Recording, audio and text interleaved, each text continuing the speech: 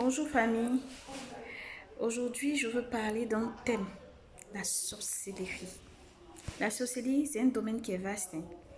Mais je veux parler spécialement ce matin de l'esprit humain de la sorcellerie. L'esprit humain de la sorcellerie. Qu'est-ce qui caractérise l'esprit humain de la sorcellerie? L'esprit humain de la sorcellerie, c'est quoi? C'est que la personne est encore en vie et puis elle possède. C'est qu'elle est démoniaque. Elle te possède spirituellement. C'est-à-dire que tu es contrôlé partout où tu vas. Tes projets, tes pensées sont contrôlées. Tes actions sont contrôlées. Tout ce que tu entreprends est suivi. Comme et c'est comment on appelle, il y a une puce en toi, une puce démoniaque, c'est-à-dire qu'il détecte tout ce que tu entreprends. Bien-aimé dans le Seigneur, la sorcellerie existe. Oui, je veux dire à ces personnes qui disent que oui, il y a des gens, ils sont là, c'est eux qui voient les sorciers partout, les chrétiens là, ils voient les sorciers partout, et nanani. Mais toi que tu ne vois pas sorcier là, tu es heureux. Tu es heureux. Quand tu regardes ta vie là, il faut prendre un cahier. Tu vas t'asseoir, tu as fait le bilan de ta vie depuis que tu es né. Tout ce qui te manque là, il faut noter. Et puis tout ce que tu as eu là, il faut noter.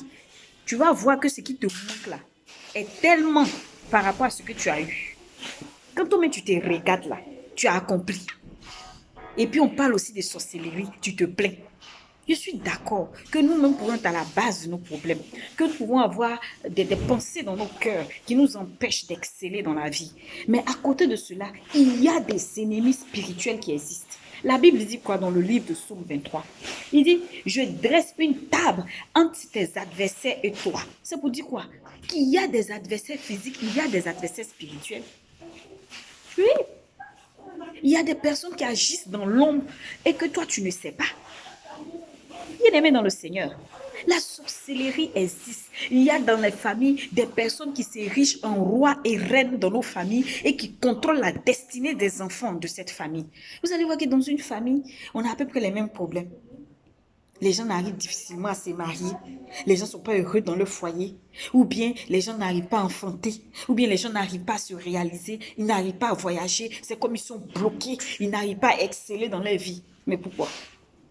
Est-ce que Dieu qui nous a créés là, il peut permettre que nous soyons comme ça, tous dans une famille? Comment dans une famille? Dieu il n'est pas normal ou bien? Et puis il va mettre des membres d'une famille, tous ensemble. Personne ne peut réussir pour aider son frère.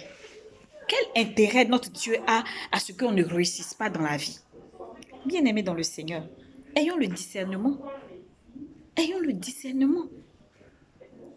Je vous assure, mes frères et sœurs, la sorcellerie familiale est un danger pour le développement de notre pays. Des personnes, et je vous dis, voici les signes pour reconnaître un sorcier. 3 caractéristiques. Elles sont dans les familles, ou bien ils sont dans les familles, ils s'érigent en victimes. C'est eux, on ne les a pas aidés, c'est eux, ça ne va pas chez eux, c'est eux, ils sont toujours malades, ils ont un manque dans leur vie, ils s'érigent en victimes. Deuxièmement, ils sont très rusés. Il faut faire attention au sorcier. Le sorcier est rusé, ça peut être ta mère, ça peut être ton père. Mais il est tellement rusé que même quand tu pries, si tu ne vas pas dans une profondeur, tu n'arrives pas à percevoir qui est en réalité à côté de toi. Tu n'arrives pas à détecter son identité spirituelle. Troisièmement, ce sont des personnes hypocrites, des personnes fausses. C'est-à-dire que l'image qu'ils te donnent, ce n'est pas ce qu'ils sont en réalité. Bien-aimé dans le Seigneur, la sorcellerie, là, ça se vit. C'est-à-dire que c'est quand tu as vécu ça, tu sais de quoi parle le test. Et moi, je vous en parle parce que je vis ça et je sais de quoi je parle. Donc, prenez ça au sérieux. Oui, prenez ça au sérieux. La sorcellerie, ils sont là dans des familles, ils sont là, ils sont assis sur les bénédictions, les grâces des enfants. Moi, un jour, j'ai demandé au Seigneur, mais qu'est-ce qui se passe? Les gens m'ont dit, non, mais s'il était sorcier, bien sorcier là, depuis que tu étais petite là, où tu connaissais même pas le Seigneur pour te défendre, pourquoi ils t'ont pas tué? Mais ça, c'est une mauvaise réflexion. Pourquoi ils vont me tuer?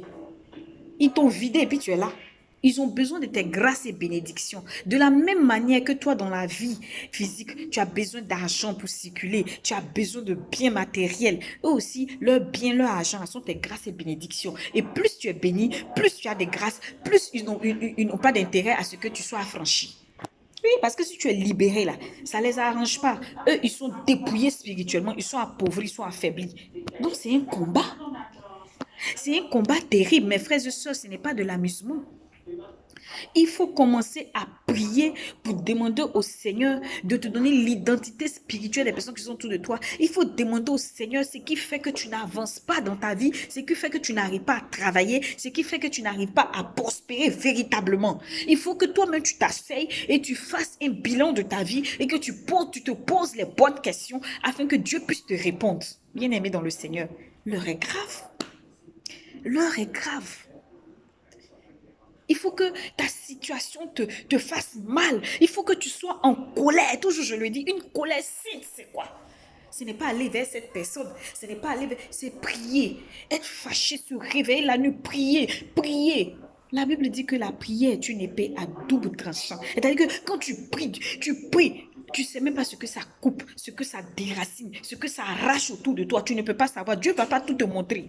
Mais c'est après, tu vas dire, ah bon, je bénis le nom de l'Éternel parce que j'ai prié pour ça. Bien-aimé dans le Seigneur, il ne faut pas penser que tout ce que tu vis est normal. Tout ce que tu vis est physique. Tout ce que tu vis, tu peux trouver une solution. Non. Moi, souvent, ça me fait rire. Par la grâce de Dieu, Dieu me permet de rencontrer certaines femmes lorsqu'elles me disent non, je n'arrive pas à me marier alors que je suis chic, je prends bien les hommes, je suis douce. Il a dit, ma soeur, il faut bien prier. Je suis d'accord que tu sois douce, que tu sois belle, que tu sois chic. Mais chacun a chaussure à son pied. Tout le monde a sa pointure. Pourquoi toi, tu ne peux pas trouver quelqu'un qui va t'aimer, qui va t'honorer aussi? Pourquoi? Soit il y a des réclamations familiales dans ta famille, il y a des fondements qui doivent être brisés, il y a des adorations sataniques qui ont été faites, soit il y a la sorcellerie qui règne, il y a un esprit même de la sorcellerie qui est là. Et bien aimé dans le Seigneur, moi, le Seigneur m'a enseigné quelque chose. Il m'a dit, tu sais, ma fille, souvent, ils vont te laisser te marier et puis t'empêchent de travailler. C'est-à-dire qu'il y a parmi toutes les bénédictions que tu as, il y a une grande bénédiction dans ta vie qui a plusieurs branches. Oh, est-ce que quelqu'un me suit ce matin? Qui a plusieurs branches. C'est-à-dire que, qui a dit que grâce à ce mariage-là, tu vas voyager. Grâce à ce mariage, tu vas émerger. Grâce à ce voyage, tu seras une source de bénédiction pour tes frères et sœurs. Grâce à ce voyage-là, tu vas être accompli. Donc, ils attaquent ce qui va te permettre même de t'affirmer. C'est-à-dire que actuellement, tu penses que, Jean, je me suis mariée, j'ai eu des enfants. C'est une petite bénédiction par rapport à ce que Dieu a prévu pour toi. Ils sont assis sur la plus grande des bénédictions que tu dois avoir. Oui, je ne dis pas que le mariage n'est pas une bénédiction, mais je donne une explication que je donne. Ça dépend, c'est relatif, c'est propre à chaque personne. Peut-être toi, ce sont tes finances. Toi, c'est ton travail. Donc, ils attaquent tes finances, ils t'appauvrissent, ils t'empêchent de travailler parce qu'ils savent que si tu travailles, tu seras... Oh là là, tu seras une autre dimension de ta vie. Bien-aimés dans le Seigneur, que le Seigneur nous donne la force de nous lever dans la prière, nous donne la force de ne pas nous attarder sur les détails dans la vie et de nous attarder sur l'essentiel pour combattre nos vrais ennemis. Oui, nos vrais ennemis. Nos vrais ennemis. Que Dieu nous aide. Il nous donne le discernement. Merci.